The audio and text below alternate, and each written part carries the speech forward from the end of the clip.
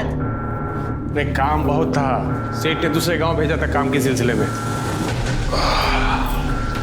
झूठ। हमें सब पता है कि आप पूरा दिन क्या काम करते हैं। यहाँ घर में खाने को दाने नहीं है और साहब को अय्याशा करनी होती बाहर। तुम मुझ पर कभी यकीन क्यों नहीं करती? सच बोलोगे तो क्यों नहीं करूंगी यकीन मैं?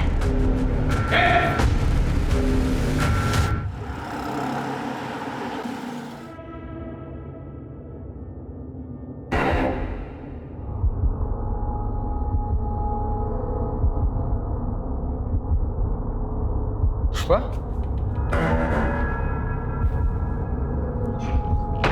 पुष्पा पगला गई हो क्या? हाँ, दरवाजा खोल के सो रही हो? कुछ चोर आ गया तो का चुरा कर लेकर जाएगा वो इस घर में से? है का इस घर में चुराने को? चुप कर, चमर चमर मत कर। भूख लगी, खाने दे। भूख तो हमें भी लगी है, लेकिन कुछ नहीं है खाने को। कुछ नहीं है मतलब? कुछ था ही नहीं बनाने को तो क्या बनाते हैं हम? अरे किराने वाले से राशन ले आती ना। किराने वाले का इतना उधार हो गया है कि वो अब राशन ही नहीं दे रहा है हमको। तो खाने को नहीं मिलेगा कुछ? क्या कर रही है?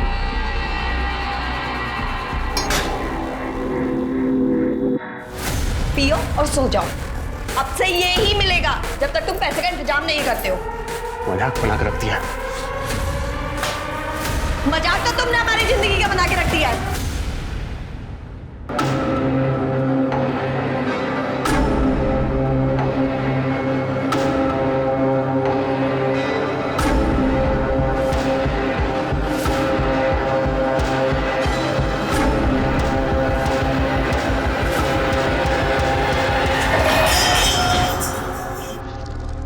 पुष्पा, कहाँ जा रही है? पुष्पा, पुष्पा, रुक! ए पुष्पा, रुक!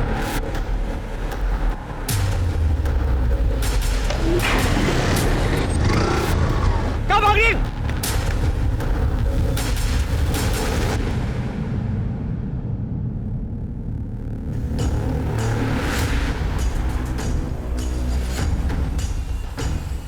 सर, गुमशुदगी की रिपोर्ट लिखवानी है सर। पुष्पा नाम है सर, 28 साल की है। 2 दिन हो गए सर गायब हुए। और आप कौन है? क्या लगते हैं इनके? सर ये जानने वाली बहन की तरह है सर। ये तो शादीशुदा लगती है। हाँ सर। तो इनके पति का है, वो क्यों नहीं आया कंप्लेंट लिखवाने? सर इनके पति का नाम लल्लन है। दिल्ली में छोटा सा बिजनेस है सर, तो चिल्काना और गुल्ली गांव आना जाना होता रहता है। वो यहाँ इसलिए नहीं आया क्योंकि पुष्पा ने लल्लन को छोड़ दिया सर। वो सरपंच है ना सर, प्रताप यादव, गुल्ली गांव के, उनसे शादी करने वाली थी। लेकिन 2 दिन पहले मुझे रात को कॉल आया कि पुष्पा। हेलो हेलो अखिलेश, तुम हमें लेने आ सकते हो? अभी? हाँ अभी, जल्द से जल्द प्लीज। हुआ क्या है पर? अखिलेश, हमने फैसला किया है कि हम प्रताप यादव से शादी नहीं करेंगे। क्या हुआ? वो हम तुम्हें मिलने के बाद बताएंगे। प्लीज हमें लेने आ जाओ, 9 बजे तक आ जाओ। हाँ ठीक है, मैं इंतज़ार करता रहा था, लेकिन वो आई नहीं। मैंने फ़ोन भी किया लेकिन फ़ोन अब तक बंद आ रहा है। अगले दिन मुझे दिल्ली जाना था तो मैं चला गया। वापस आने के बाद मैंने बहुत कोशिश की, लेकिन वो ना ही प्रताप यादव क्या है ना ही लल्लन सिंह क्या है। लेकिन ये प्रताप यादव की तो 2 दिन पहले शादी हो गई है ना? हाँ सर, किसी और से की। मैं ज़्यादा नहीं जानता सर, आप प्लीज़ पता लगाइए ना कि कहाँ है।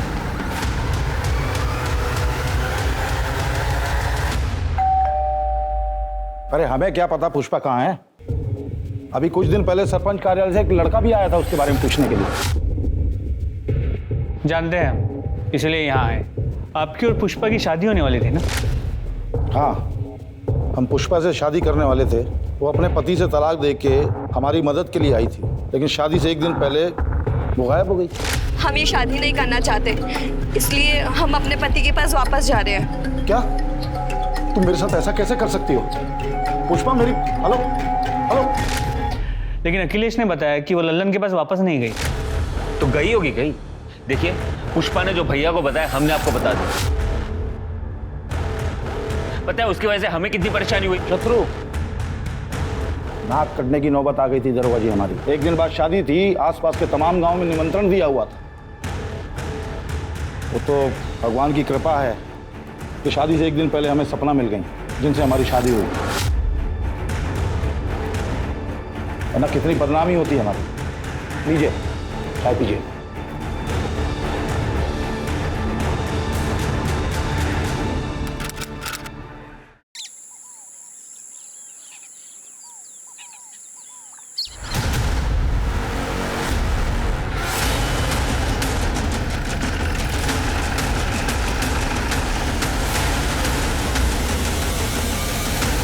सर उस तरफ। चल दिखा। पूजा जरा चेक करो। गुप्ता आसपास चेक करो। सर बॉडी को देख के इसकी उम्र तो नहीं बता सकते, लेकिन लड़की यंग ही होगी। सर ये कहना भी मुश्किल है कि ये मर्डर है भी या नहीं। पूजा जरा इसका हाथ देख, ये अंगूठी निकालो इसका। शर्मा, तुम्हें याद है दिसंबर के महीने में हमारे थाने में एक औरत की मिसिंग कंप्लेंट दर्ज हुई थी? वो सरपंच जिसकी शादी होने वाली थी, जिसकी बीवी शादी से एक दिन पहले भाग गई थी, उस औरत की। तुम्हारे फोन में उसकी फोटो होगी, जरा मैच करके देखो। सर है, जरा जूम करो इसके हाथ पे, इसकी अंगूठी पे, और इस अंगूठी से मैच करो। एग्जैक्टली वही है। सर अंगूठी देख के तो ऐसा लगता है कि पुष्पा की है, पर हाँ, कंफर्मेशन के लिए हम उसकी फैमिली से डीएनए मैच कराना चाहते हैं। उसके किसी फैमिली मेंबर को जानते हो? नहीं सर, मैं तो नहीं जानता, लेकिन लल्लन जानता होगा सर।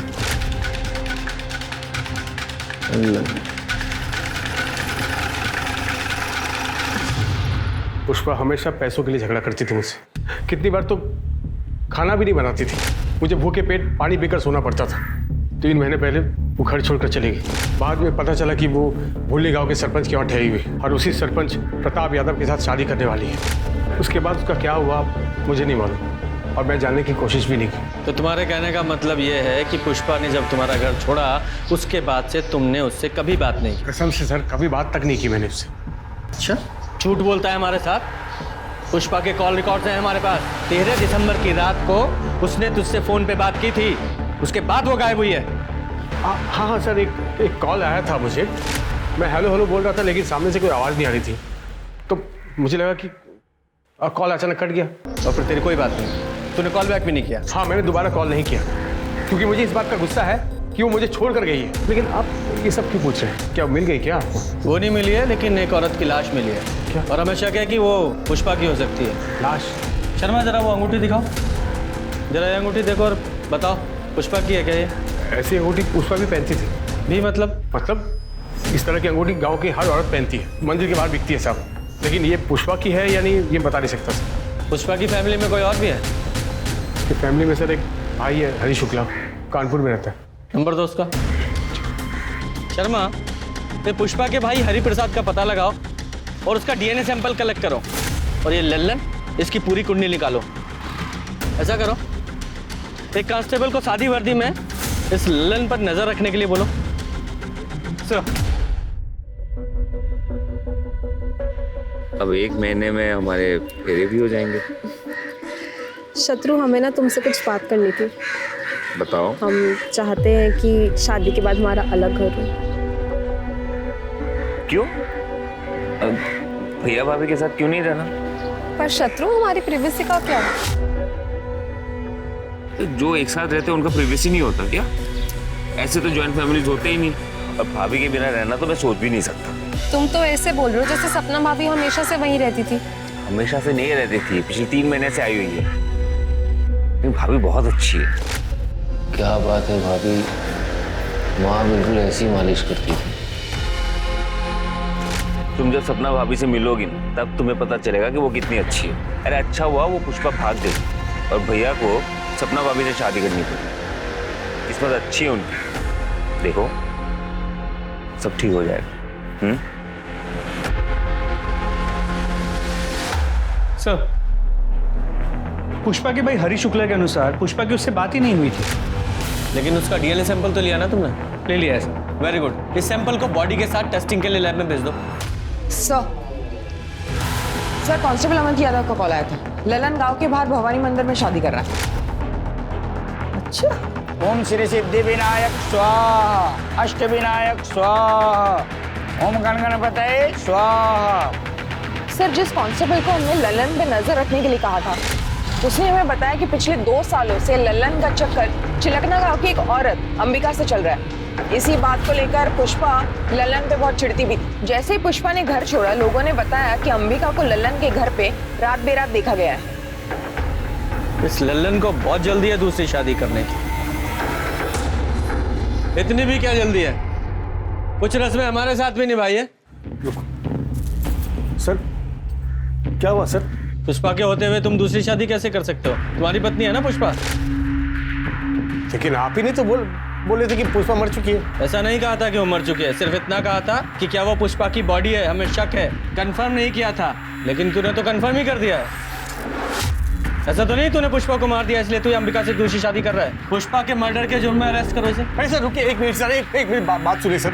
देखिए ये सच है कि पुष्पा की वजह से पैसा और डील खो दिया था मैंने, लेकिन मैंने इसको मारा नहीं सर। मैंने इसको मारा नहीं। कौन सी डील और कौन सा पैसा? प्रताप यादव की डील थी सर। वो पुष्पा के साथ 4 साल के लिए शादी करना चाहता था, इसके बदले में वो हर महीने मुझे 2.5 लाख रुपया देने वाला था सर। 4 साल के लिए शादी? ऐसी कौन सी डील होती है भाई 4 साल के लिए शादी? नहीं, अगर मान भी ले कि कोई ऐसी डील होती भी है और वो प्रताप यादव ऐसा क्यों करने वाला था? मैं बताता हूँ सर। ये जो प्रताप यादव है, ये 2 बार से सरपंच पद पे था, लेकिन इस साल सरपंच की सीट औरतों के लिए आरक्षित थी और वो कुंवारा था, इसलिए वो चाहता था कि कोई औरत नकली पत्नी बनके उसके साथ रहे सर, बस और कुछ नहीं। तो पुष्पा ही क्यों? देखिए सर, वो मुझे स्कूल के टाइम से जानता था, इसलिए वो मेरे घर पे आया और ये सब। अरे ऐसे कैसे देते अपनी पत्नी को प्रताप? और आगे होगा। ठंडे दिमाग से हमारी बात को समझो लल्लन। देखो हम तुम्हारे बचपन के स्कूल के दोस्त हैं, हमको मना कर रहे हो तुम? वैसे भी हमको एक औरत चाहिए जिसे भूलने गाँव में कोई नहीं जानता। अरे नकली शादी है, डील है डील। अरे कैसे हम अपनी पत्नी को तुमको दे दे? कुछ भी। हम तैयार है जी। क्या बात कर रही हो? बोरा तो आप गए जो घर आई लक्ष्मी को मना कर रहे हैं। तो उसके लिए हमारी गृह लक्ष्मी को किसी गैर मर्द के साथ भेज दे, उसके साथ सुला दे क्या? अरे क्या बोल रहे हो? नकली शादी है, हाथ भी नहीं लगाएंगे पुष्पा को हम। अलग कमरे में रखेंगे उसको, बस पब्लिक के सामने हमारे साथ रहना पड़ेगा और सरपंची का काम सिखा देंगे इसको हम। बिल्कुल चिंता मत करो। हैं? हाँ बोलो। हम तैयार है प्रताप जी। बताइए कब करनी है नकली शादी? बहुत बढ़िया, ये हुई बात। अरे सुनो पकड़ो। आप प्रताप 1.5 लाख रुपए रखो पैसा, और सुनो बस एक काम करना है कि 4 साल तक पुष्पा को फोन नहीं करोगे तो। हाँ ठीक है, तैयारी करो। पुष्पा के अंदर पैसों का लालच भरा पड़ा था सर। पैसे को देखते ही नीयत खराब हो जाती थी उसकी। एक दिन पैसा लेकर भाग गए मेरे घर से सर। कहाँ भाग गई? किसके साथ भागी वो? कौन था वो आदमी? चेहरा ठीक से देख नहीं पाया, हेलमेट पहना हुआ था, लेकिन बाद में मालूम पड़ा कि वो प्रताप यादव के घर पे है, उसके साथ शादी करना चाहती है। तो अखिलेश ने तुझे यह नहीं बताया कि पुष्पा ने प्रताप के साथ शादी नहीं की है, वो वहां से भी भाग गई है? हाँ बताया था सर उसने, लेकिन वो यहाँ भी नहीं आई। शायद वो बाइक वाले के साथ भाग गई होगी। उसे वैसे भी मेरी नहीं पड़ी सर। मैं इसके बारे में क्यों सोचूं सर, और क्यों ना करूं मैं दूसरी शादी? बताइए मुझे। नहीं, कहानी तूने अच्छी सुनाई है। कहीं ऐसा तो नहीं है कि पुष्पा ने तुझे फोन किया हो कि मैं प्रताप के साथ शादी नहीं कर रही हूँ, अपने घर वापस आ रही हूँ? तुझे तो अंबिका के साथ शादी करनी थी, तो तू डर गया। अरे अगर वो आ जाएगी तो इसके साथ शादी कैसे करेगा, इसलिए तूने उसे रास्ते से हटा दिया, सीधा मार ही डाला उसे। भुल्ली गांव के बाहर जो लाश मिली है वो पुष्पा की है ना? वहीं मारा ना तूने उसे? कसम से बोल रहा हूँ, मुझे नहीं पता, मैंने उसको नहीं मारा सर। वो तो हम पता लगा ही लेंगे कि किसने मारा है, जब तक केस सॉल्व नहीं हो जाता गांव के बाहर नहीं जाएगा तू। और हाँ, ये दूसरी शादी करने की भी जरूरत नहीं है, समझ गया? वरना तेरी बारात थाने से निकालूंगा मैं।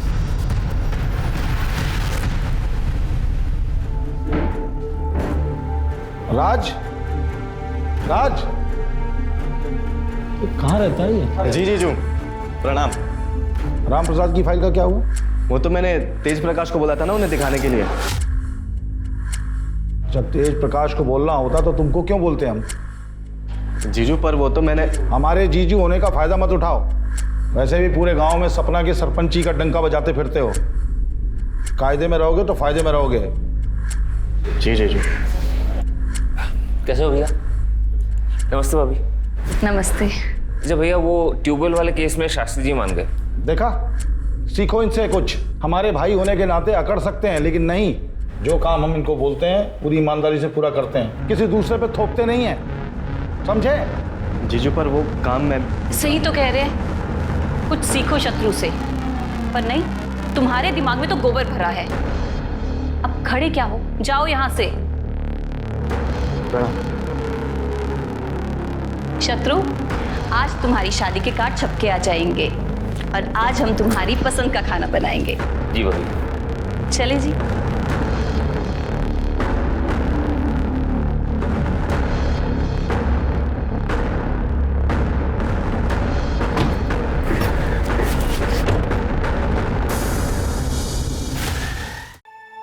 अरे राज, अरे क्या कर रहे हो? नीचे उतरो, गिर जाओगे। आपको क्या फर्क पड़ता है? जाओ अपने पति और देवर को देखो।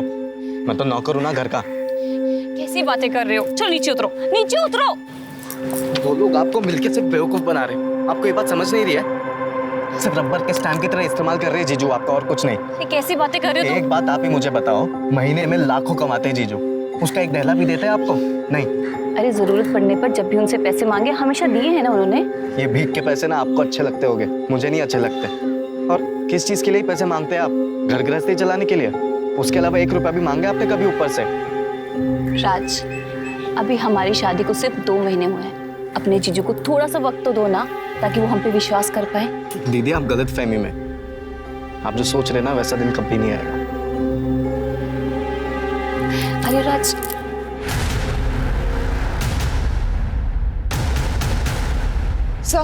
सर हमने प्रताप के बारे में पता किया तो उसका राइट हैंड तेज प्रकाश एक हिस्ट्री शीटर है। उसकी बीवी राजेश्वरी प्रताप के घर नौकरानी का काम करती है। सर पड़ोसी उससे पूछताछ की तो एक पड़ोसी कमली सिंह ने हमें बताया कि राजेश्वरी को भूषण ज्वेलर्स के यहाँ पे चांदी के बर्तन बेचते हुए देखा है मैंने। तो राजेश्वरी ने चोरी की। जब मैंने उससे पूछा तो उसने बताया कि प्रताप भैया ने उसे गिफ्ट दिए थे।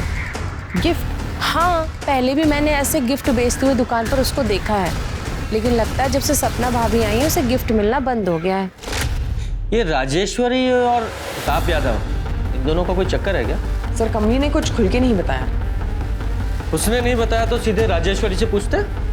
सच कहते हैं साहब, वो सारे गिफ्ट्स भैया जी ने दिए थे। साहब हम भैया जी के गिफ्ट घर पे नहीं रख सकते थे, इसलिए हमने बेच दिया, क्योंकि वो भैया जी और शत्रु अच्छे आदमी नहीं है। अच्छे इंसान नहीं है, इसका क्या मतलब है? साहब बहुत मौका परस्त लोग हैं, मतलब अपने फायदे के लिए कभी भी बदल सकते हैं। देखिए ना, यूँ तो भैया जी ने कभी शादी नहीं की, सारी जिंदगी कुंवारे थे, पर जैसे सरपंच की कुर्सी बचाने का मौका आया उन्होंने फटाफट शादी कर ली। भैया जी की पीने की आदत है, पीने के बाद वो बहुत बदतमीजी करते हैं। और तुम्हारा पति, वो कौन सा दूध का दूल्हा है? साहब हम मानते हैं कि वो दूध के दूल्हे नहीं है, पर आज जब से उन्होंने हमसे शादी की वो बदल गए। हाँ, वो भैया जी के छोटे मोटे बुरे काम कर देते, मतलब लोगों को डराना धमकाना, उनके पैसों को संभालना। तुम्हारे भैया जी के लिए तुम्हारे पति तेज प्रकाश ने कोई खून भी किया है? ये आप क्या बोल रहे हैं साहब? हम खूनी नहीं है। तो इतना डर क्यों रहे हो? साहब पुलिस को देख के कौन डरता है? अब हम लोग तो गरीब आदमी है साहब, जैसे तैसे करके गुजारा होता है। हमें छोड़ दो साहब। 13 दिसंबर को कहाँ थे तुम? 13 दिसंबर मतलब जिस रात पुष्पा गायब हुई, उस रात कहाँ थे तुम? साहब ये तो घर पर ही थे। हाँ साहब, मैं घर पे ही था, और अगले दिन जब हवेली पहुंचा तो पता चला पुष्पा जी भाग गई। भैया जी बहुत गुस्से में थे, क्योंकि शादी की सारी तैयारियां हो गई थी।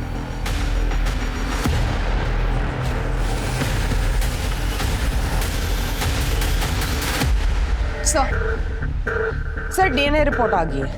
बॉडी का डीएनए पुष्पा के भाई हरी शुक्ला से मैच हो गया। तो मतलब साफ है बॉडी पुष्पा की ही है। सर और सर पोस्टमार्टम रिपोर्ट के हिसाब से पुष्पा की मौत 13 दिसंबर के रात को ही हुई थी। और इस अखिलेश ने हमें बताया था कि पुष्पा का 13 दिसंबर की रात को 8 बजे फोन आया था और 9 बजे दोनों मिलने वाले थे, लेकिन पुष्पा अखिलेश से मिलने पहुंची ही नहीं, मतलब तब तक वो मर चुकी थी। सवाल तो वहीं का वहीं है कि उसे मारा किसने? सर लल्लन? मुझे नहीं लगता। मैंने लल्लन और अंबिका के मोबाइल की लोकेशन चेक की। उस रात दोनों की मोबाइल की लोकेशन ना तो जंगल के पास की थी और ना ही भूलनी गाँव। दोनों की लोकेशन लल्लन के घर के पास की ही थी। लेकिन ये भी तो हो सकता है लल्लन ने पुष्पा को मारने के लिए किसी को सुपारी दी हो, क्योंकि पुष्पा न सिर्फ किसी और की बीवी बनने के लिए तैयार हो गई थी, बल्कि लल्लन ने जो डील का पैसा एडवांस में लिया था 1.5 लाख रुपया, वो भी लेकर भाग गई थी। इस लल्लन के पास पुष्पा को मारने का सबसे स्ट्रॉन्ग मोटिव है। इसे अरेस्ट करो। तब तक मैं प्रताप यादव से जरा पता करता हूँ कि पुष्पा के बारे में उसने हमसे झूठ क्यों बोला। तुम मानते हो तुमने ऐसी डील ऑफर की थी? हाँ की थी। तो कौन सा नया काम है इस देश में ये? और इतनी आसानी से अपनी कुर्सी कौन जाने देता है? और हम तो इस कुर्सी पे लोगों की भलाई के लिए बैठे हैं और कोई गैर कानूनी काम हमने नहीं किया। लल्लन को अच्छे खासे पैसे का वादा किया था, 1.5 लाख रुपए एडवांस दिए थे और वो पुष्पा तो खुद हमारे दरवाजे पे आई थी, शादी करने के लिए तैयार थी। एंड टाइम पे धोखा दे दिया उसने। उसने धोखा दिया, मार दिया उसे।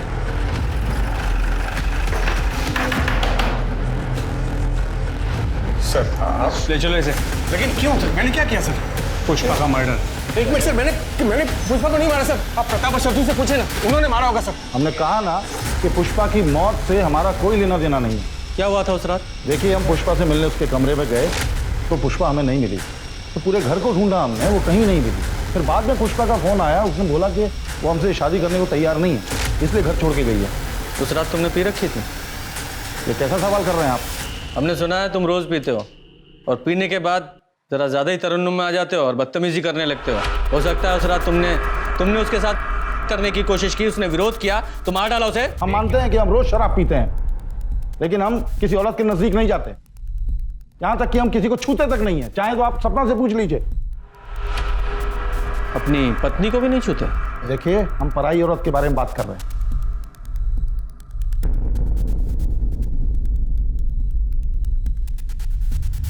13 तारीख को कहाँ था तू? मंगेतर के साथ फिल्म देखने गए थे सहारनपुर में, वहीं पे खाना खाया और 11 बजे घर वापस आ गया। सपना जी? जी। पुष्पा को जानती हैं आप? जी नहीं।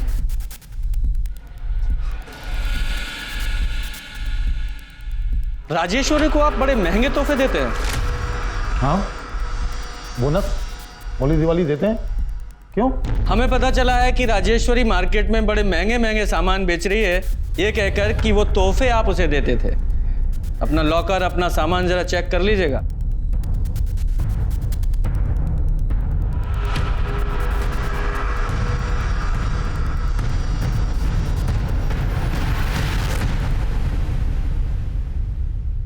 सर, राजेश्वरी के अनुसार प्रताप पीने के बाद कंट्रोल में नहीं रहता था। हाँ, लेकिन जब हमने प्रताप से पूछताछ की थी तो उसने बताया था कि उसने किसी भी औरत के साथ कभी भी कोई बदतमीजी नहीं की। और सपना ने उसकी हाँ में हाँ मिलाई थी। कहीं ये सपना प्रताप की टेम्परेरी बीवी तो नहीं है, जैसे कि पुष्पा होने वाली थी? हो सकता है सर। फिर गांव में जाकर पता करो, इस प्रताप ने कभी किसी गांव वाली औरत के साथ कोई बदतमीजी की थी क्या? सर मैडम, वो तो किसी औरत की तरफ नजर उठाकर देखते तक नहीं थे। मुझे बहुत गर्व है कि मेरा बेटा प्रताप भैया जी को अपना आदर्श मानता है। अरे गांव वालों के हिसाब से ये प्रताप यादव भगवान के समान है, तो इस राजेश्वरी ने हमें कौन से प्रताप के बारे में बता दिया? शत्रु और हमने पूरे घर के सामान को चेक किया। ये रही वो लिस्ट जो तुमने पिछले कुछ दिनों में चुराई है। भैया जी देखिए, इसमें कोई गलती नहीं है। ये सारा सामान हमने चुराया था पैसों के लिए। हमें माफ कर दीजिए भैया जी। दोबारा अपनी शक्ल मत दिखाना। मैं निकल जाओ।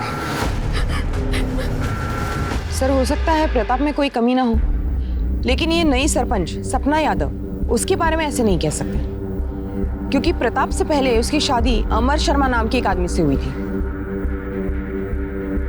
ठीक है, अमर और सपना इन दोनों से अलग अलग बात करते हैं। हाँ सर, मैं ही हूँ सपना का अभागा पति अमर शर्मा। अभागा? अरे अपनी बीवी को छोड़ दिया, फिर भी खुद को अभागा बता रहे हो? नहीं सर, मैंने उसे नहीं छोड़ा, उसी ने मुझे छोड़ दिया।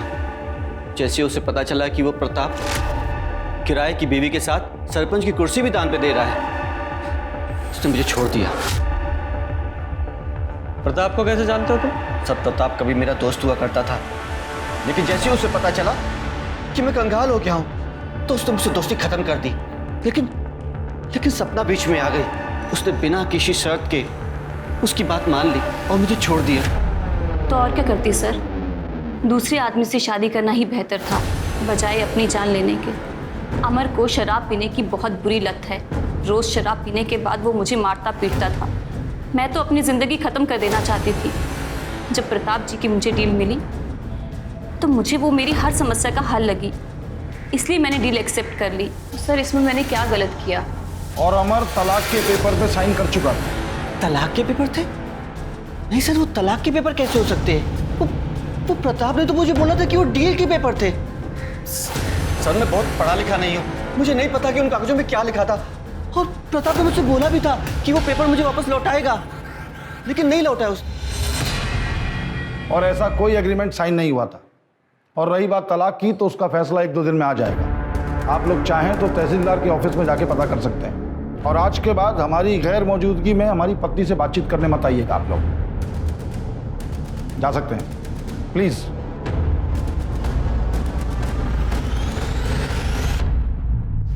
सर 10 तारीख की रात पुष्पा जिस बाइक पे भागी थी, कहाँ भाग रही? वो बाइक पुष्पा को पिक करने से पहले एक गैराज में रुकी थी। वो गैराज बाईपास रोड पे था, वहाँ एक सीसीटीवी कैमरा था और सर उस आदमी ने अपना हेलमेट उतारा था। सर देखिए वो आदमी कौन है। ये तब से हमें बेवकूफ बना रहा है। ले क्या उसे? तुम्हारी लोकेशन रिकॉर्ड के हिसाब से पहले उस रात तुमने अपनी बाइक का पंचर बनवाया, फिर पुष्पा को पिकअप किया, उसे प्रताप के घर छोड़ा, उसके बाद तुम अपने घर चले गए। सही कहा मैंने? सर मैं मानता हूँ कि उस रात घर से भागने में पुष्पा की मदद मैंने की थी। ए रुक पुष्पा! दरअसल क्या हुआ था सर कि पुष्पा को लल्लन और अंबिका के रिश्ते के बारे में मालूम चल गया था। वो बहुत डरी हुई थी सर अपने भविष्य को लेकर, इसलिए उसने सोचा कि क्यों ना 4 साल के लिए प्रताप की बीवी बन जाए। और वो पैसे सर जो उसकी डील के थे वो उसने लिए थे घर से। सर मैंने ही उसे प्रताप के घर छोड़ा था। 2 दिन बाद उसका फिर से फ़ोन आया और उसने मुझे बुलाया, जैसा कि मैंने सर आपको बताया भी है कि मैं वहाँ गया था। जरा अच्छे से याद करके बताओ उस रात पुष्पा ने फोन पर तुमसे क्या कहा था? हेलो अखिलेश, हम प्रताप यादव से शादी नहीं कर सकते। क्या हुआ? यहाँ की नौकरानी राजेश्वरी को हमने चोरी करते हुए पकड़ा।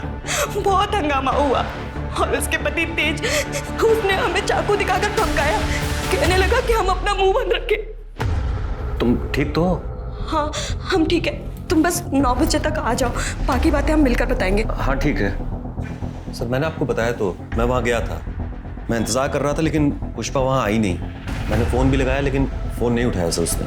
नहीं ऐसा भी तो हो सकता है कि तुम झूठ बोल रहे हो। पुष्पा सचमुच तुम्हारे पास आई हो, तुमने उसे शादी के लिए प्रपोज किया, उसने मना कर दिया तो गुस्से में आकर उसे मार दिया। क्यों नहीं हो सकता? सर आप ये क्या बोल रहे हैं? पुष्पा को बहन मानता था मैं। प्रताप जी ने हमारे साथ किया है सर। क्या? आपके पति ने? शादी की डील हुई थी कि प्रताप दीदी को हाथ भी नहीं लगाएगा, दोनों को अलग अलग कमरे में रहना था। सर 2 महीने तक सब ठीक था, लेकिन कल रात प्रताप जी हमारे कमरे में आए और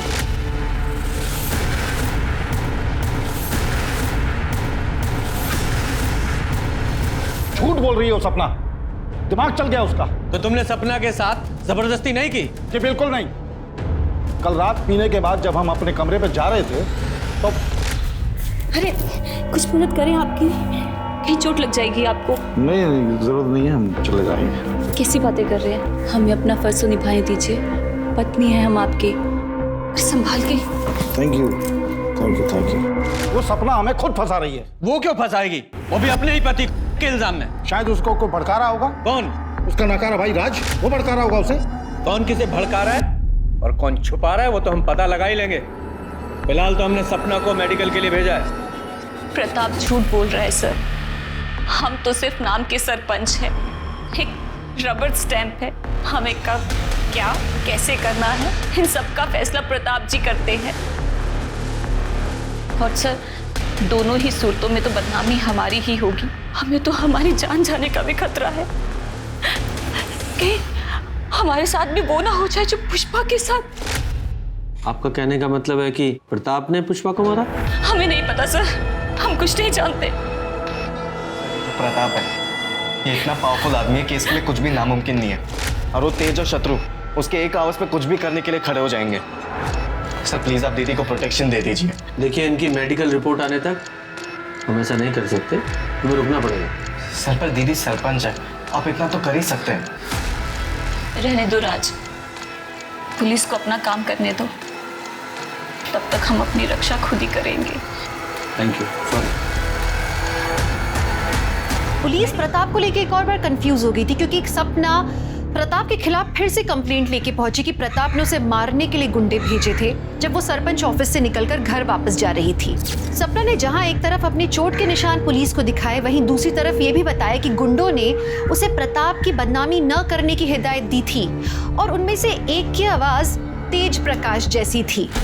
अरे हमने कोई अटैक नहीं किया इनके ऊपर, और हम कल पूरी शाम भैया जी के साथ ही थे, तो हम कैसे अटैक कर सकते हैं? सर, ये तो एक दूसरे का ही साथ देंगे ना। शांत खड़ा रहे, दादा गर्मी मत दिखा वरना यही ठंडा कर दूंगा। आधा कुर्सी के लिए ये सब डील मत करो, आपने मेरी एक नहीं सुनी। अभी देखिए भैया आपको कभी चोट नहीं पहुंचा सकते, लेकिन आपकी ये हालत मुझसे देखी नहीं जा रही। मेरे तरफ से जो कुछ भी होगा ना मैं करूंगा।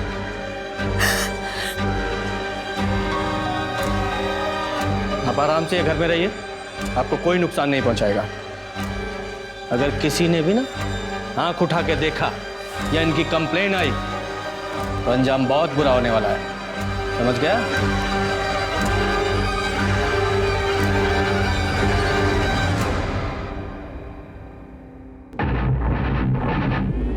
भाभी अंदर आ जाओ। हाँ आ जाओ। ये दवाई लेके आया था मैंने, आपके दर्द में आराम मिल जाएगा, लगा दूं? सर लोकल न्यूज़ देखिए। क्या हुआ? सर लगाइए तो।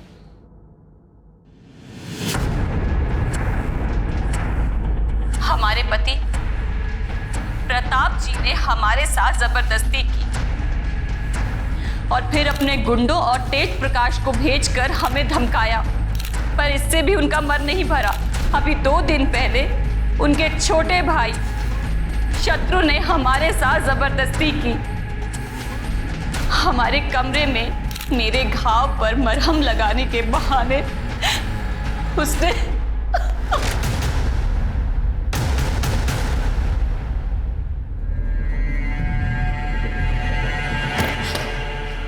शत्रु एक नंबर के धोखेबाज हो तुम, एक नंबर के धोखेबाज हो तुम। मेरी जिंदगी बर्बाद कर दी तुमने। जब तुम सपना भाभी की तारीफ करते थे, जब तुम कहते थे कि तुम उनसे प्यार करते हो, मैंने कभी नहीं सोचा था तुम इतने घटिया इंसान हो गए। बेटा तुम नहीं, आप तो प्लीज रहने दीजिए, आप बीच में ना ही बोलिए। वैसे भी किसी से मैं शादी नहीं कर सकती, तो आप भूल जाइए। इस घर की कभी बहू बनूंगी मैं, ये रिश्ता मैं तोड़ती हूँ। शक्ल मत दिखाना कभी अपनी। शत्रु चिंता मत करना है, हम सब ठीक कर देंगे, बिल्कुल चिंता मत करना, अभी बात करते हैं। मुझे इस प्रताप से फिर से बात करनी होगी, तुम जाके तेज का पता लगाओ। सर क्या था?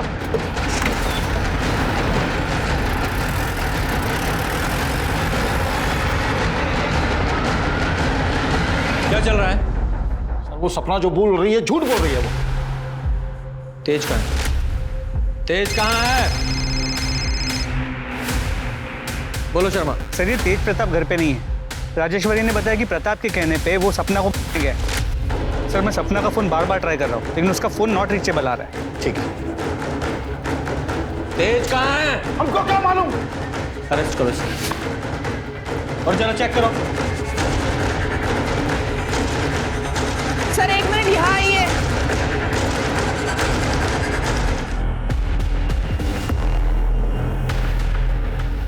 मैंने सपना भाभी को कभी बुरी नजर से नहीं देखा। वो तो मेरे लिए मां समान थी। उनकी गलत इल्जाम ने मेरी जिंदगी बर्बाद कर दी। मैं फिर भी लड़ने के लिए तैयार था। पिंकी ने मुझसे रिश्ता तोड़ दी। अब मेरे लिए जीने का कोई मतलब नहीं है भैया, मुझे माफ कर दो। शत्रु! हाँ बोलो। सर फर्टिलाइजर प्लांट के पास एक बॉडी मिली है, मैं वही जा रहा हूँ। ठीक है, पहुँचता हूँ। सर बॉडी तेज प्रकाश की, सिर के पीछे किसी भारी चीज से वार किया गया है। और सर इसकी पॉकेट से ये टूटा हुआ मोबाइल फोन मिला। हाँ। और ये लॉकेट यहाँ पास में ही पड़ा हुआ मिला।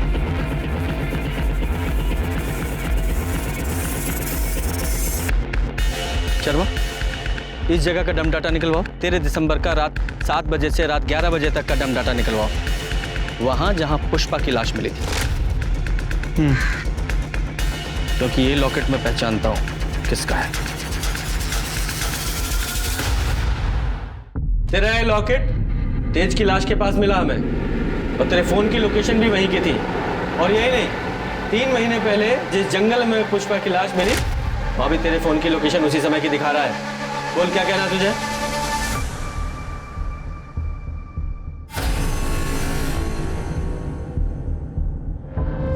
क्योंकि ये लॉकेट मैं पहचानता हूं किसका है।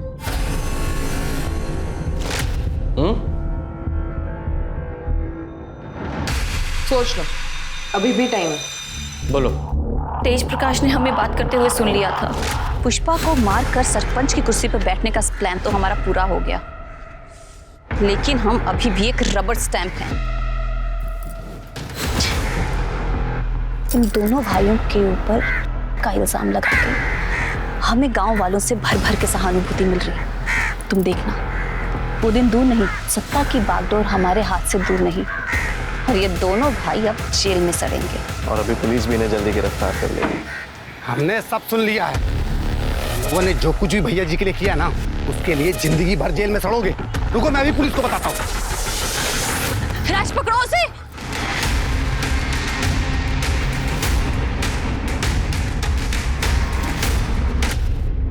और पुष्पा को क्यों मारा?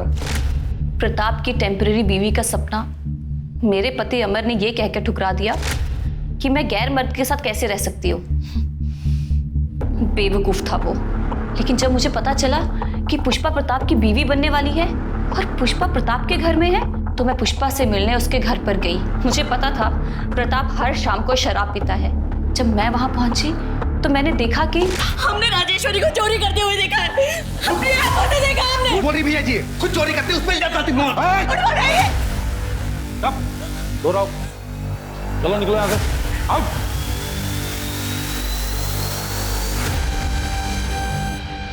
चिंता मत करो, हम हैं तुम्हारे साथ। अरे हम, आप हमें छू नहीं सकते हैं। सॉरी पुष्पा। मैं पुष्पा के कमरे में गई और उसे मैंने बताया कि प्रताप शराब पीने के बाद एक अलग आदमी बन जाता है। मैंने कहा था ना तुम्हें, देख लिया ना अपनी आंखों से। पर उन्होंने वादा किया था कि वो हमें कभी नहीं छुएंगे। पुष्पा, कोई भी आदमी इस बात पे कायम नहीं रह सकता, और प्रताप जैसा आदमी जिसके पास सत्ता की कुर्सी है, पावर है, वो तो कभी भी नहीं। देखो पुष्पा, अगर तुम अपनी इज्जत बचाना चाहती हो तो चली जाओ यहाँ से। ना जाने कितनी ही औरतें इसकी दरिंदगी का शिकार हुई हैं, और इन आदमियों को क्या है, इनको तो रोज कोई ना कोई चाहिए। हाँ, तुम सही कह रही हो। देखो, हम तुम्हें घर छोड़ देते हैं, हम बाहर तुम्हें मिलेंगे, तुम अपना सामान जल्दी से पैक कर लो। हेलो अखिलेश। मैंने राज को पहले ही गाड़ी तैयार रखने के लिए बोला था। पुष्पा, तुमने बहुत सही फैसला किया। तुम हमको ना गांव के बाहर ही छोड़ देना। ठीक है, तुम एक काम करो, अब प्रताप जी को फोन करके बोल दो कि तुम उनसे शादी नहीं करना चाहती, ताकि वो तुम्हारा पीछा ना करे।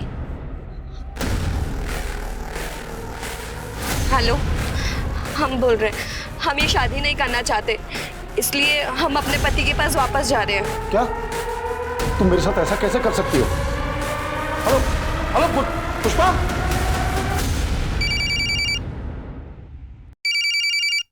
अरे ये क्या कर रही हो? लल्लन को कॉल कर रहे हैं, उन्हें बता तो दें कि हम गांव वापस आ रहे हैं। अरे नहीं।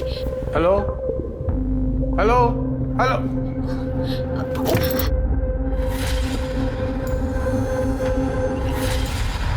पुष्पा की लाश को हमने जंगल में फेंक दिया, उसके कपड़े जला दिए और 1.5 लाख रुपए मैंने अपने पास रख लिए, और फिर हमने गाड़ी को अच्छे से साफ करके उसे बेच दिया। वैसे तुम बहुत कमाल की एक्टर हो, हैं? और पुष्पा को रास्ते से हटाकर तुम खुद उसकी बीवी बन गई। वाह, और बहुत अच्छा नाटक किया तुमने उनकी बीवी बनने का। जैसे वो बोलता रहा वैसे करती रही, एकदम गुड़िया बन के। हालांकि इस बीच राज ने कई गलतियां की, पर वो मैंने सब संभाल ली। मैं बस अपना समय काट रही थी। प्रताप और शत्रु के खिलाफ जो तुमने कंप्लेंट की थी, वो झूठी थी। शत्रु तो मुझे अपनी माँ समान मानता था, बेचारा बेमतलब मारा गया। मुझे तो सरपंच की कुर्सी चाहिए थी, पूरी कुर्सी। रबर स्टैंप बन के नहीं रहना चाहती थी मैं। स्टैंप लगाने वाला मैं हाथ बनना चाहती थी। इनके खिलाफ चार्जशीट बनाओ और अब जेल में बनना तुम सरपंच, वहां मिलेगी तुम्हें कुर्सी। लालच ने 3 लोगों को मौत के घाट उतार दिया। राजेश्वरी प्रताप को लालच के कारण बदनाम कर रही थी। सपना को पुष्पा को मार के टेम्पररी वाइफ बनने के बाद भी लालच खत्म नहीं हुआ, उसे और चाहिए था। और प्रताप वो सरपंच की कुर्सी पर नियंत्रण रखे रहने के लिए टेम्पररी बीवी लाने को तैयार हो गया। हमारे पूर्वजों ने बिल्कुल ठीक कहा है, लालच बुरी बला है। तो चलिए, मैं दिव्यांका त्रिपाठी दहिया लेती हूँ आपसे विदा। फिर मिलूंगी क्राइम पेट्रोल सतर्क के नए एपिसोड के साथ। आप सतर्क रहिए, सुरक्षित रहिए और देखते रहिए क्राइम पेट्रोल सतर्क। जय हिंद।